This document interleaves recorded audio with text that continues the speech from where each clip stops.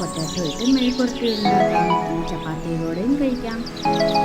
കിഴങ്ങിട്ട് നമ്മൾ സ്ലൈസ് ആയിട്ട് കുക്കറിനകത്ത് ഒരു വിസിൽ അടുപ്പിക്കുക.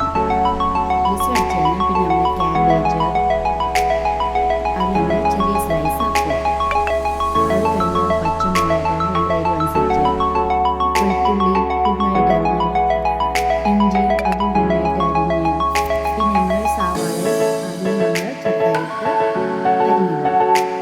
അതിന് ശേഷം നമ്മൾ മല്ലിപ്പൊടി മസാല ഇടുന്നുണ്ട്.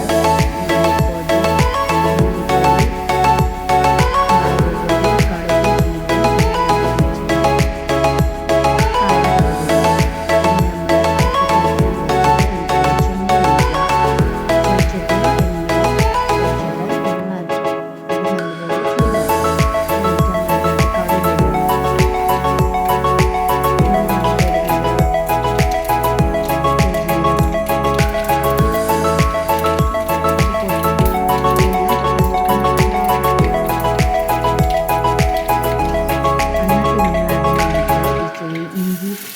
ചെറുതായിട്ട് അരിഞ്ഞ്, വെളുത്തുള്ളി ചെറുതായിട്ട് അരിഞ്ഞ് അതിനകത്ത് മിക്സ് ചെയ്യുക.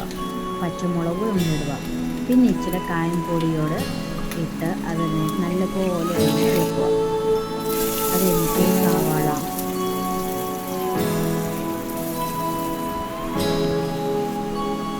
ചൂട് ഇട്ടിട്ട് അതിനകത്ത് ഇളക്കുക. പിന്നെ നമ്മൾ മസാലകളെല്ലാം കൂടെ അതിനകത്ത് മിക്സ് ചെയ്യുക.